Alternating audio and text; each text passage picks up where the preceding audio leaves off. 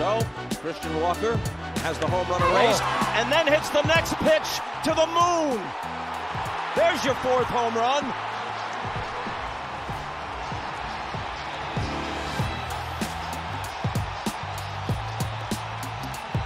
I've never seen anything like this. Nor have I.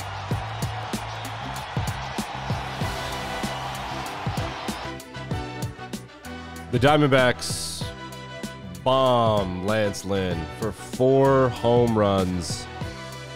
This is interesting to see.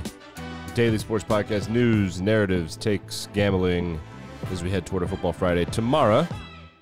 4 home runs in 1 inning, and that is all she wrote for the Dodgers, who get swept. Despite being the best team in baseball. Not quite, but kind of. 4 home runs in 1 inning, and it was actually worse than that because the guy that just hit that, if you listen to the call, listen back quickly. Christian Walker has the home run erased. He said, has the home run erased. That's right. On the previous pitch of this at-bat, this Christian Walker guy hit a home run. There was just like a little baby home run down the right field line, opposite field. Upon further review, he rounded the bases. They freaked out. It was the 4th home run of the inning. Crazy.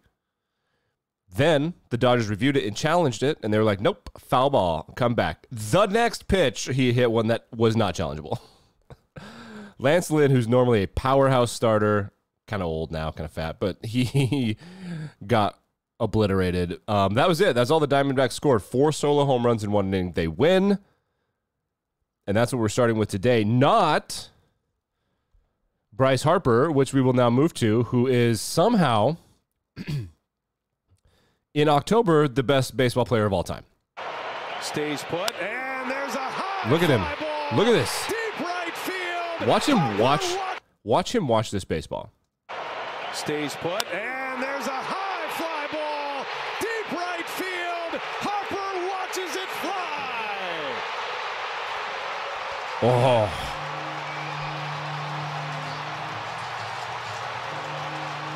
Dong, the Liberty Bell, dong. Okay, so now this is important. Watch him come across home plate. He does this little throat slashy thing right there. And throat slash. That's illegal in professional football because it's violent. Wait. Hey Bryce, how's your night going? Real quick, just literally his next at bat. As you said, 4 long balls included. A pitching wedge. Harper, high this fly ball center field. He's watching. was higher than the stadium. Harris leaps, and it's gone. Harper. Now watch him round the rainmaker. bases. Watch. Right here, he's staring at someone. What's he staring at? Another stare down. Another stare down. So, in the clubhouse after Game 1, Bryce Harper was being aggressive on the base pass in Game 1. Game 2. So Phillies won Game 1. Then the Braves won Game 2. And then in Game 3, Bryce Harper goes off. Now, in Game 2, the Phillies were up by 4. Then they're down by 1. And in the top of the 9th inning, last chance for romance for the Phillies. Bryce Harper, too aggressive on the base pass. What looked to be a home run was then caught at the wall, and he was doubled up at first base. He didn't tag up, right? Old school baseball play, sure. Orlando Arcia was overheard by a Fox Sports reporter saying, "Attaboy Bryce," as in making fun of him for being too aggressive and losing the game. Bryce Harper heard that. It was incredibly pissed. Incredibly pissed. So here's a picture of the first home run. So he's staring. That's Arcia, the guy that said "Attaboy Bryce," and Bryce is looking at him as he's rounding the bases. And he he's not looking at even the base. He's like steps on the base, staring at this. This guy won't make eye contact with him. That's tough. Now, at the bottom of the graphic, if I scroll down, after the game, Orlando Arcia said, no, he wasn't supposed to hear it. That's why we were saying it in the clubhouse. Tough titties, bro. This is funny. When baseball players get treated like they're football players, they don't know what to do. Like when they get treated like they're actual athletic superstars. Every mic is hot, dude. Never say that shit. Say it on the plane. And then they had a bunch of guys after the game. Like, this is why we don't talk to media. No one cares. No one cares. Of course, the Philadelphia Phillies. Here's Bryce Harper's comments after the game. Was there any motivation? I mean, anytime anybody says something, right? I mean, that's what it's all about. Did you enjoy staring him down? Yeah, I mean, I stared right at him. Yeah, he did it on purpose. He's like, hey, I'm better than you will ever be. eat shit. So then, of course, obviously, the Philadelphia Phillies fans took this super reasonably and didn't rub it in at all. Psych. Let's listen to this chant and ask me what stadium they're in. This crowd, they never... So the tomahawk chop is a thing that 3 different fan bases do. It is racist, but everyone's kind of chill with it for now. So Florida State does it, the Kansas City Chiefs do it, and the Atlanta Braves do it, which kind of highlights just how much territory was stolen from the Native Americans, because Kansas City and Atlanta and Tallahassee are like, I mean, Atlanta and Tallahassee, I guess, are kind of close, but like that's a long ways away from each other, isn't it? And then you got Washington and stuff. Like, yeah, I mean, maybe the whole country. But okay, listen to the crowd do the tomahawk chop. This crowd, that is tough. they never cease to impress.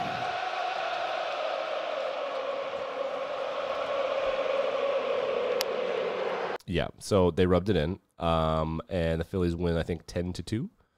Bunch of home runs. Big. The Bryce Harper one's crazy. I think they have 4 home runs, two by Bryce. There might have been 5, but there were definitely 4. I don't know who Strider is. I think he's like the best pitcher in baseball, and they were chanting they want him tomorrow. Teisbel Hernandez, just 4 games in the major You leagues. want Strider? Yeah, that wasn't as good of a clip. But the tomahawk chop, hilarious. I do want to give this is. I saw this cool. Here's the Spanish language call of the Bryce Harper home run. It just highlights how much cooler Latin America is at sports than us. Viene el picheo. El batazo es inmenso. Y perfecto. Oh my God, that is so cool. Bryce Harper trae 3 para Filadelfia que se van arriba. This guy's excitement matches what's going on in Philly. And somehow, I don't know how these Latin American dudes do it, whether it's from Mexico or Southern South America. I don't understand how they're able to talk over the crowd but match the crowd. Because usually when American announcers talk over the crowd, I'm like, dude, shut up. Let's listen to the crowd. But this guy matches it. Like, listen, he's screaming, and somehow I'm not distracted from how cool the crowd noise is.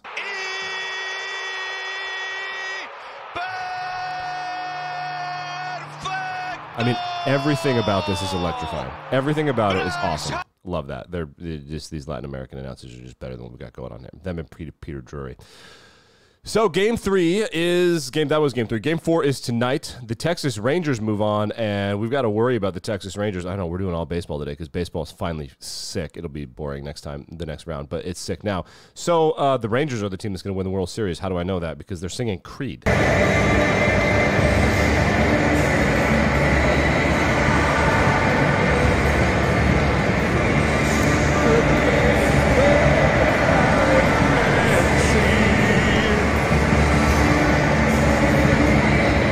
I'm sure Creed is from Texas. The only reason I know that is because they had that crazy halftime show at the Thanksgiving Day with Dallas. If you've never seen the Creed Thanksgiving football game halftime show, you gotta look at this. Like aerial ballerinas and stuff. It was weird. It was super. It was like 20 years ago. So yeah, Texas loves those guys.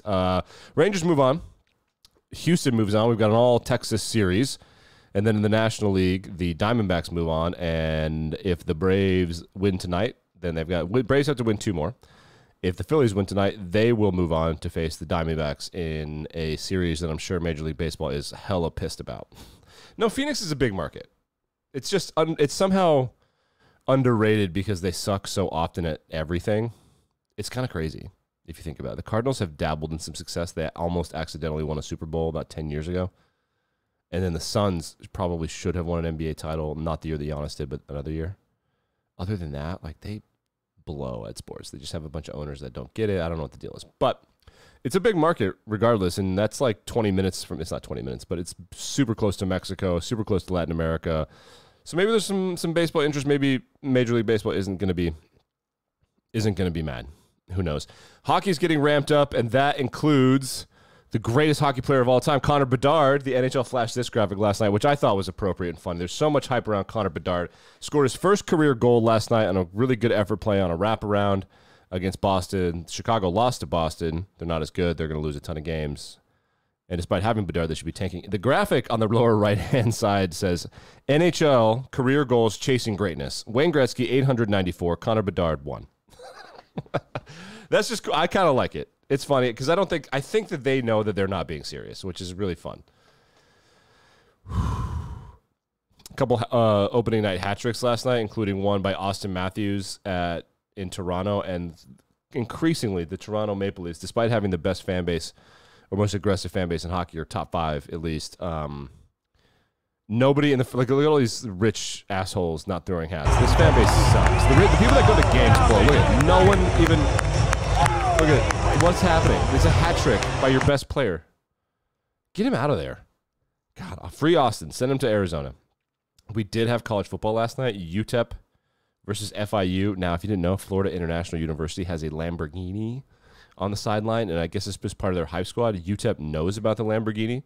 With 10 minutes left in the fourth quarter, they're up by 10, and they pick off this pass, and look at what they do to the Lamborghini. But look where this guy is. He is on the far sideline, on the 20-yard line, which is painted blue, which looks horrible. Throws him, and it's picked off. So the UTEP guys are like, let's go celebrate. In the NFL, you're allowed to do this. You used to not be able to do team celebrations, but then during COVID, the NFL was like, go run to the camera and make it exciting. So then now college is kind of allowing this as well. He was the only man near the football. So now they're all running over there. Where are they going? As Chris Mitchell cut off his route to the Lambo. This security guard's like, hey, you're having a great night. Don't touch the fucking $1 million card, assholes. Whoa. Oh. They're going to the Lambo to celebrate? Look at this guy. Like, don't touch the car. Do whatever. You talk as much shit as you want. Do not touch the car. Fair enough. That's how it goes, man. Talk shit, get hit. I mean, bring a Lamborghini. Bring a Lamborghini to the sideline. It's going to happen. Controversial Wednesday this year is going to have a lot of the greatest rivalry in sports, which is the NHL versus Pride. Apparently, they wanted to ban the NHL banned Pride stuff because some players didn't like it, and then it created controversy. So it wasn't that they're anti-Pride. It appears very much like a small majority was like the majority of the league, but like they don't have a big gap. Like I would say 59 to 70% of the NHL supports Pride. Some of them aggressively don't. A lot of people from rural Canada and basically all of Eastern Europe, which is, I would say, one of the most homophobic places in the country. You can Google it. They don't do Pride. They hate gay people. So they're in the NHL, and you'll notice, the NFL doesn't really do Pride stuff either.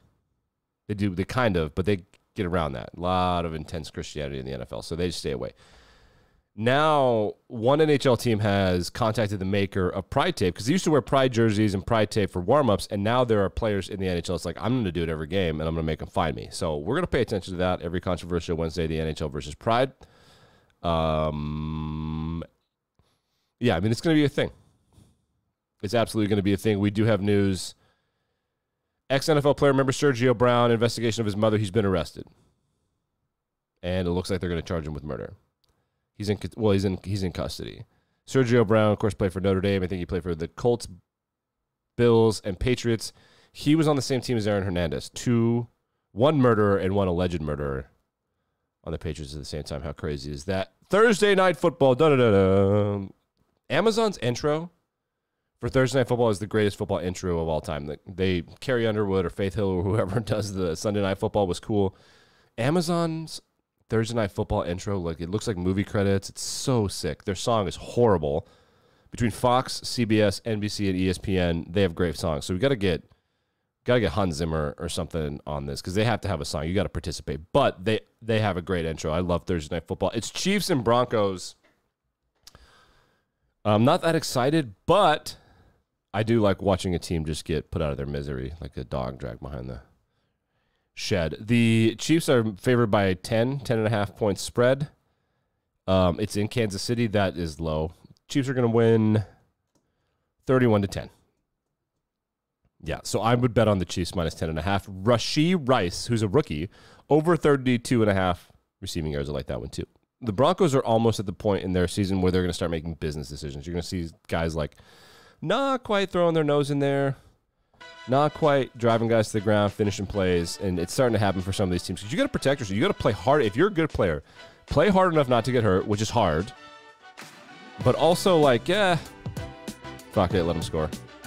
The only thing is you want to be able to put good tape out there. So the only people that can pull this kind of thing off are the stars. And Denver's got kind of a lot of them. There are reports that they're going to trade receivers, maybe trade D tackles, maybe who knows what they're going to trade. But the rumor is that they're going to be tearing everything down. Football Friday tomorrow. An incredibly boring slate of college football games, but it's College Football Saturday. We'll do our best. The NFL starting to heat up as well. I will see you bright and early.